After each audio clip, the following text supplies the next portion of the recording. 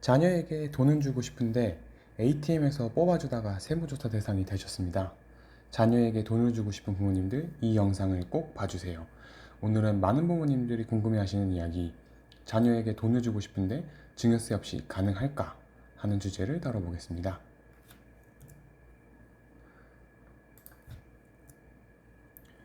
최근에는 단순히 현금으로 자녀에게 돈을 주는 것만으로도 국세청에 보고가 되어 불이익을 받을 수 있습니다.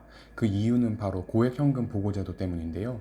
동일한 금융회사에서 동일 명의로 하루 동안 1천만 원 이상의 현금이 입출금될 경우 해당 거래는 자동으로 금융정보분석원에 보고되고 이 정보는 국세청과 공유됩니다. 혹시 안 걸릴 방법은 없을까요? 저희는 CTR 제도의 정의에 주목해 볼 필요가 있을 것 같습니다. 동일 금융회사에서 동일인의 명의로 1거래일 동안 1천만 원 이상의 현금이 입금되거나 출금되는 경우를 대상으로 하고 있기 때문인데요. 따라서 저희는 동일인 명의로 1거래일 1천만 원 이상 기준에 주목할 필요가 있습니다. 저희는 만약에 현금 입출금이 필요하다고 생각되는 경우에는 동일 금융회사에서 해당 작업을 하면 안 되겠지요. 그래서 꼭 필요한 경우를 하더라도 200만 원, 300만 원 이런 식으로 금융기관을 달리해서 입출금해야 될 필요성에 대해서 확인할 수 있겠습니다. 만약에 이러한 부분을 지키지 않는다면 고액현금거래정보의 제공사실 통보서라는 무시무시한 서류가 저희에게 도달할 수도 있으니 이 금액 기준은 꼭 주의해 주시기 바라겠습니다. 증여 당시에 세무조사가 없을 수 있지만 향후 자녀가 해당 자금으로 고가 자산을 취득하거나 전세를 들어갈 경우 자금 출처 조사를 통해서도 저희가 현금으로 중요한 부분이 적발될 수가 있어요. 국세청은 PCR 시스템을 통해서 소득보다 재산이 많이 늘어난 것으로 판단되면 그 차액을 증여받은 것으로 보아 증여세 대상으로 분류할 수 있거든요. 예를 들어 보면 자녀가 10억짜리 주택을 사게 되면서 실제로 신고된 소득 금액이 4억 원이라고 해볼게요. 그러면 저희의 탄로된 혐의 금액이 6억 원으로 집계가 될 것이고 이 부분에 대해서 소명 요청이 들어오겠지요. 만약 이 부분을 소명하지 못한다면 국세청은 6억 원에 대한 증여세를 과세하기 시도할 것이에요. 그렇다면 저희는 어떻게 이 탄로 혐의 금액을 작게 만들 수 있을지에 대해서 고민을 해봐야 될 텐데요. 이 신고소득 재산 증가액에 대해서는 저희가 수정을 할 수가 없는 부분이기 때문에 신고소득 금액을 올릴 필요가 있는데요. 저희는 이를 위해서 증여재산 공제 부분을 확인해 봐야 될 것 같습니다.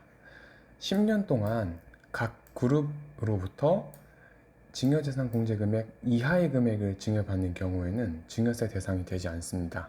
따라서 자녀가 미성년자일 때부터 기타 친족과 함께 일부 금액을 증여하게 되는 경우는 저희가 증여세를 내지 않고서도 충분히 자녀의 소득 금액을 국세청에 신고할 수가 있을 것이고요.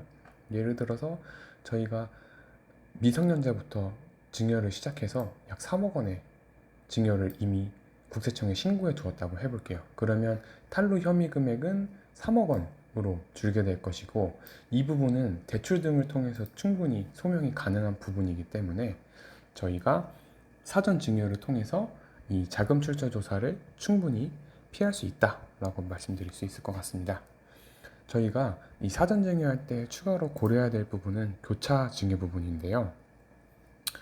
상증세법 47조 제2항에 따르면 해당 증여 이전 10년 이내에 동일인으로부터 받은 증여재산가액을 합친 금액이 1천만 원 이상인 경우에는 그 가액을 증여세 과세가액에 가산한다 라고 되어 있거든요. 따라서 이 증여자를 분산하는 것만으로도 증여세를 낮추는 효과가 있을 수가 있습니다. 예를 들어서 본인과 배우자가 있고 각 자신의 아버지로부터 2억 원을 증여받아 총 4억 원을 증여받는다고 했을 때는 증여세가 4천만 원이 나오게 되는데요. 만약에 이 증여자를 본인과 장인어른이 각각 1억 원씩 증여를 하게 되는 경우를 상정해 보면 이때 증여세는 누진세율이 적용되지 않아서 아래와 같이 2,800만 원으로 줄어들게 되는 절세 효과를 볼 수가 있는 것이지요. 다만 대법원에서는 이러한 교차증여 행위 역시 세금 회피 행위로 간주하고 이 금액을 합산해야 된다고 판단한 사례도 있는 만큼 교차증여의 시기를 분산해서 저희가 절세를 위한 교차증여가 아니다라는 점을 적극적으로 어필해야 될 것 같습니다.